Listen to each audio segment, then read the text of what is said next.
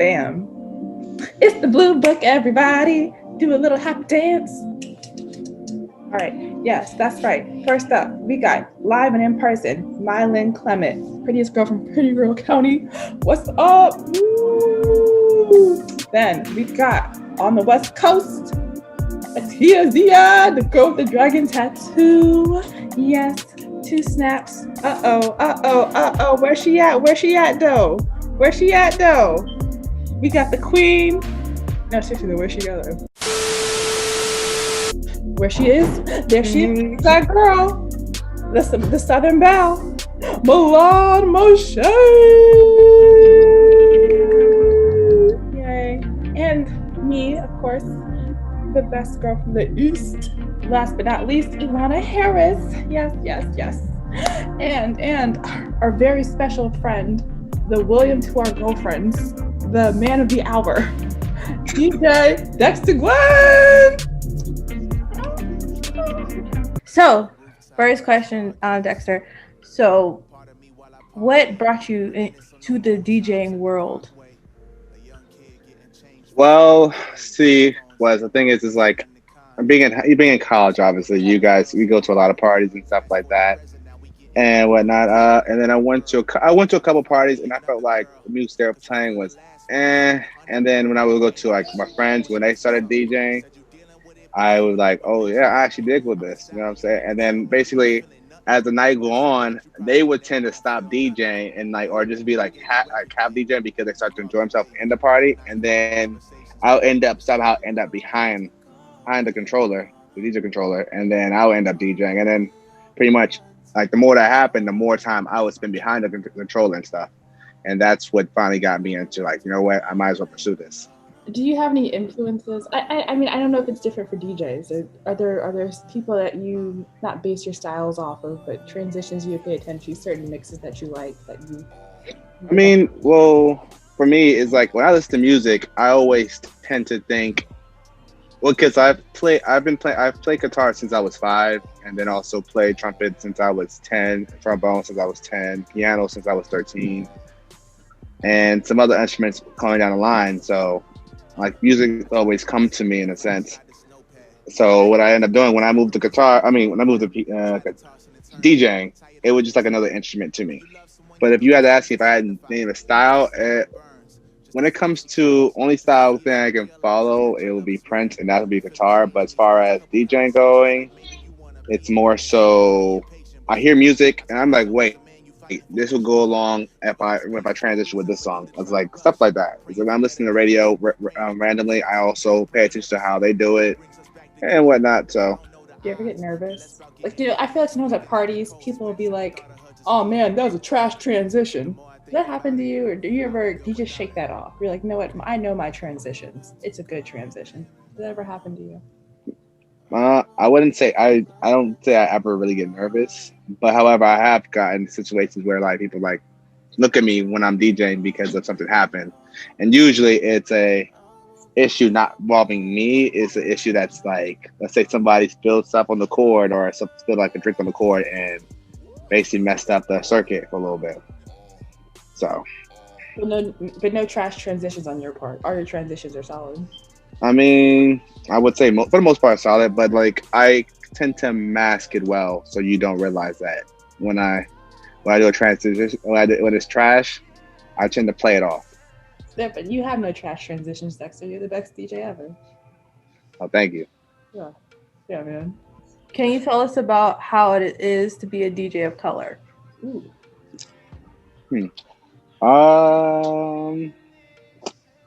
Speaking from my experience, I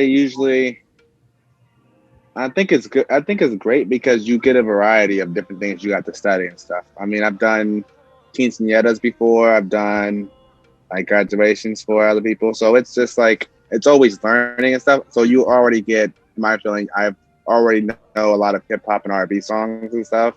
So I just end up broadening my horizon to like Spanish songs like bachata, salsa, tango, and stuff like that, and trying to figure that out. That's usually a challenge a little bit, but once it takes a lot of practice when it comes to those things. The preparation part is for DJing is like when you first get those songs, you want to test them out and make sure you have your cue points, meaning like the points where it starts. That means where you start off when you're DJing. That's the main thing about those two stuff. Do you feel like as a DJ you get a little clout, when you go out? Maybe you get a little extra attention. From people who've been to where I've DJ, I don't usually like advertise myself that much. I'm more word of mouth. I mean, usually my main advertisement is wristbands like this I did for Max and Chloe's wedding. Oh wow. So yeah. Instead of giving out, some people give out business cards. I do wristbands because I feel like if I give you a business card, you might not look at it ever again. If I give you a wristband with my contact information on there, also celebrating your event, you're like, oh yeah, I had him before. He was great. Yeah. Versus giving you guys a card which you might end up losing or throwing away, and then you end up going with somebody else next time around. So I'll talk about the process of the process usually going into a DJing and stuff like that. Yeah, Dexter, what's the mixing process? How that works? I mean, so I got touched on is cue points, and that's the points that you mark off like a bookmark, kind of like if you bookmark if you're going back to your favorite page in a book, and then you pick the cue part so where you want to start. Otherwise, if you have a bad cue point, that's when you do a mixing wrong. When you do preparation, you should never be able to mix wrong, especially when you know where your cue points are. It's different transitions depending on the songs or what genre you're doing at the moment. That's what you got to figure out. Main thing is, I'm gonna jump off your question a little bit, but the main thing is you got to read the crowd, okay? Because like you can tell it, it's like telling a story a little bit. You can tell a story, but if the people think your story is boring, they're not gonna listen. And that's how it goes on. So the audience is key. The audience is key. So how long does it usually take for you to prep a set?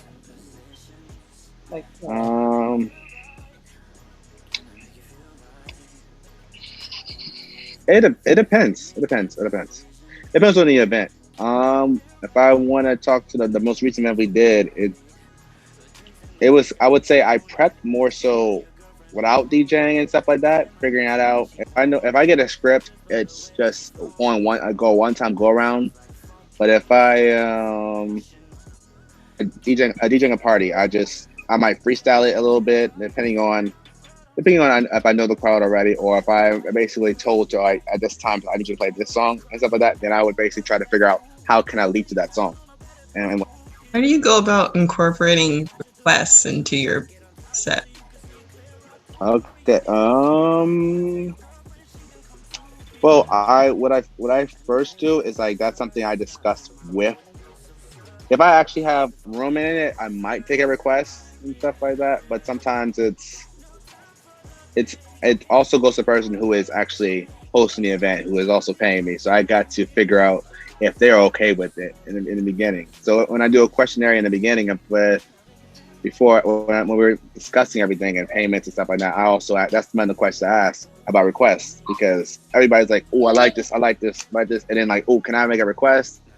And then, however, if they make a request, it's like all disappointed, but at the same time, it's like I have to make the person who is paying me satisfied. So I have a question. Has anyone ever told you to turn down your music because you're too loud? Yeah. Yeah.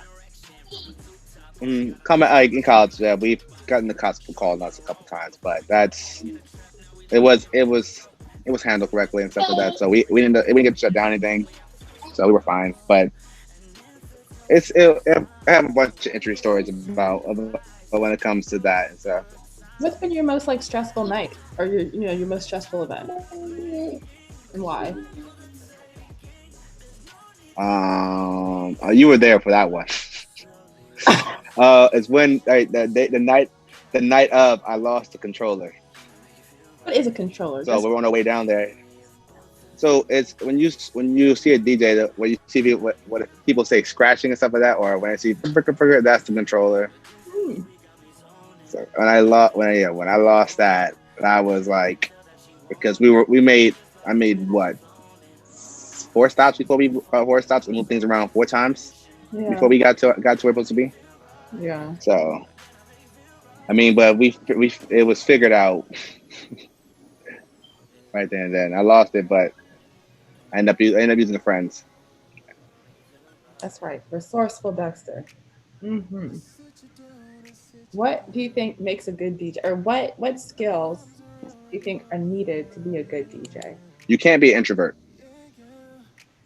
I mean, you got to be able to communicate. That's the main thing, because like at the moment you are the mood of the party. You are the vibe of the party. So you can't be timid. You actually got to have your opinions out there and stuff like that. Otherwise, that you might end up messing up on stuff. What has been your favorite moment of DJing, Dexter? Post recording. Favorite moment? The first time me and I would say my DJ group, the first ever show, because it was everything went perfectly to the point that where the party was at, the floor almost caved in because everybody was dancing. Wow. Where was this? I want details. It was like a house in DC, at the edge of DC, and pretty much it was like a friend of a friend's birthday, and they asked to DJ it, and then pretty much like we all started. Everybody started dancing, and it wasn't my turn to start DJing, so I was dancing too. I was DJing too, and pretty much what happened was like I felt the floor like moving, and I was like, am I tripping? And then to the point I started dancing, I was like, yeah, this floor is actually moving. I was like, yeah, nah, let me just back up because everybody's having a great time. I mean, it was like at least 100 people in that house. Everybody's actually dancing and stuff like that. Nobody's like hanging on the wall like you see at usual parties. But usual parties, everybody's actually having a good time and dancing. So it was just great. Do you ever get like prearranged playlists from people that like want only a certain type of music, like a baptism or something, and they're like, "Oh, we only want Christian music"?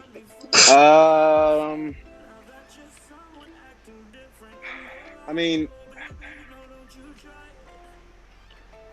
I gotta think. Probably one time, but the thing is that a lot of people, like when I talk to people, stuff like that, like I guess,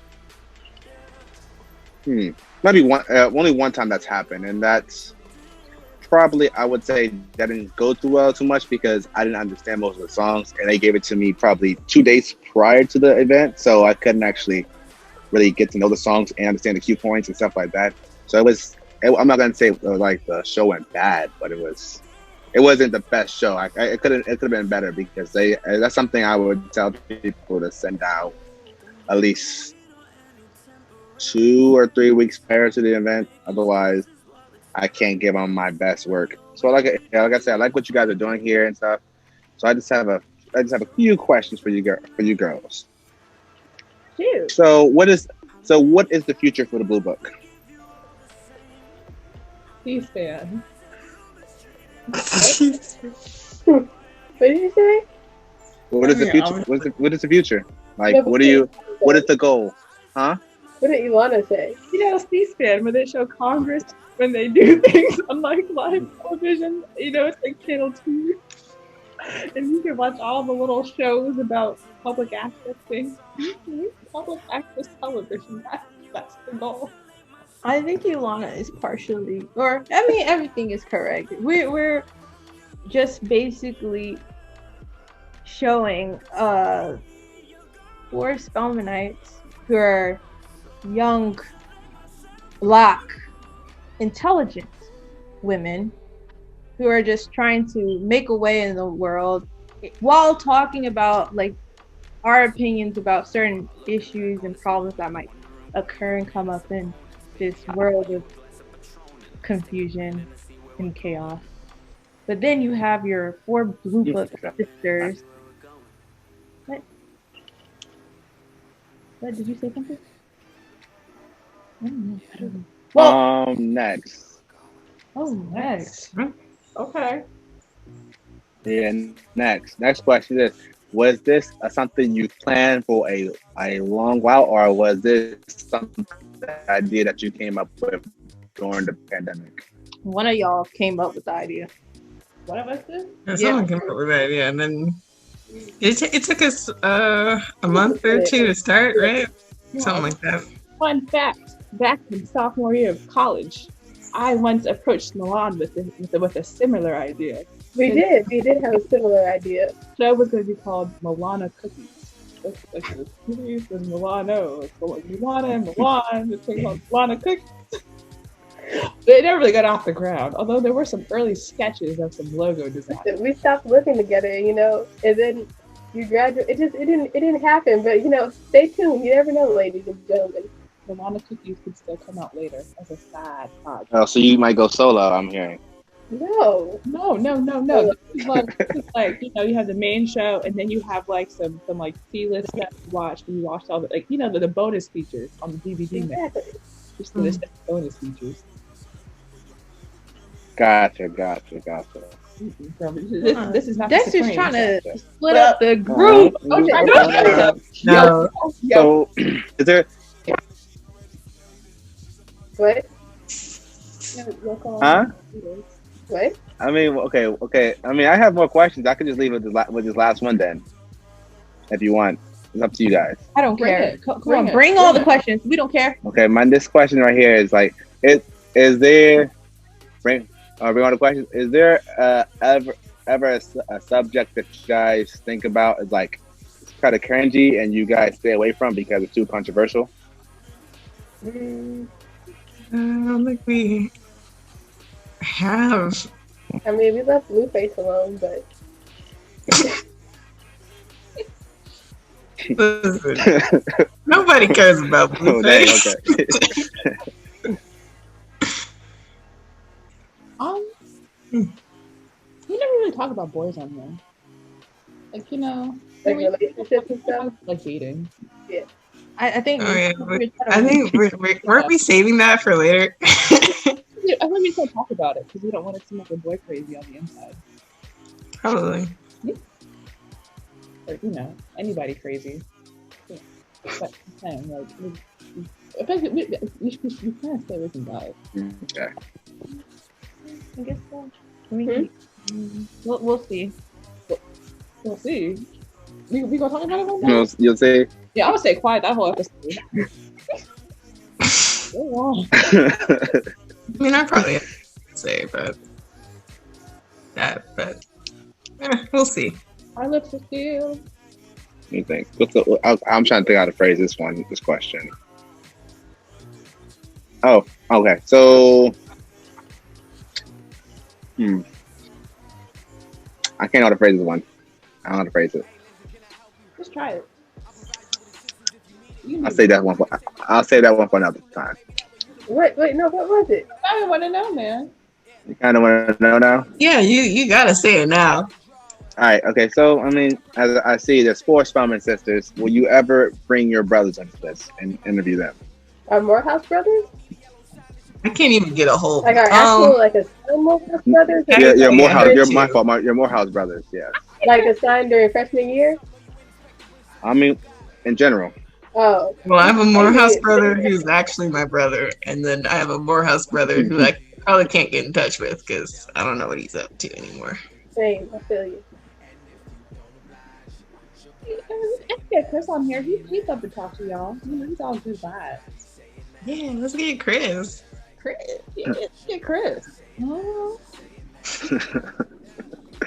That's y'all. Madeline, who is your Morehouse brother? TJ. Oh, yeah. Milan, what about your Morehouse brother? You know who my Morehouse brother is? King Kadeem. And I'll say those questions for later. The rest of mine for later. Oh wait, no, we want one more, Dex. We want one more. Just You want one more? One more? Yeah, Mhm. Let me think. I want to leave this one on a good one. Let me think of this one. But do you think you will branch out with the Blue Book, with more people, or just gonna be you 4? More people. What? Like more You amazing. mean add Oh, people to oh, my it's too group? much. Yeah, add people to your group. More people. Oh, I'm looking at Alana's face. I guess it's a no, because I guess that you guys cover all the bases. I guess. Yeah. It's called the Blue Book. I mean, Alana. Oh, okay. I mean, Alana's over here looking like a diva right now. So I guess not. I'm sorry for asking. I'm sorry for asking. Wait, that's not true. Actually though, because we do have our fifth what's the word? Honorary. That's Wait, who's our honorary? The fifth. Oh one, yeah. Oh, That's yeah. what I We do have an Honorary honorary member, member. but she's busy with life right now, so But should be there next season then. yeah. She'll join when she can. Yeah. So That's what I figured. That's why I asked the question. Oh yeah, no, she's just busy. And then until Alana gave me that diva look, like if I'm crazy. I thought you meant random. Yeah. Yeah. Aside from our honorary, No. Anybody else? Okay, we're new edition, and then Johnny Gotcha. Jackson later. So Dexter, are you aware that you are the first man on this show? No, I'm not. Oh, I kind of figured just on watching some of the other shows, but I didn't really think of it. And are you aware that we all generally like you? Well, I don't know about Milan because she's been mean by me this whole entire interview. Showing friendly affection. But Dexter, at the end of an episode, we like to recognize someone that we all appreciate in a platonic, general way. And that person that is someone that we hold before anything else. That person is a bae. And Dexter, you are our Bae of the Week! Yes. Thank you. Yes, Dexter Gunn, DJ, connoisseur, Renaissance man, a great person to hang around, a great friend, and an even greater DJ. We appreciate you, and you are appreciated. So thank you, Dexter, for your time, your humor, and your big forehead. I'm just kidding. I just thought that was good. Big forehead. We got the same size foreheads. That's what I'm saying, but yours is bigger, man. I think I watched a movie on it last week. Anyway, Dexter. Hey, look. I'm pretty sure if Milan takes her scarf off, we all got the same size forehead in this. Anyway, we all got big foreheads on this interview, right? So all right. so don't try it. Dexter, so congratulations. Of this week of the chapter of the Blue Book, it's you, man. You're the bae, man. You are the bae. Thank you. Of course. So, everybody, the book is closed.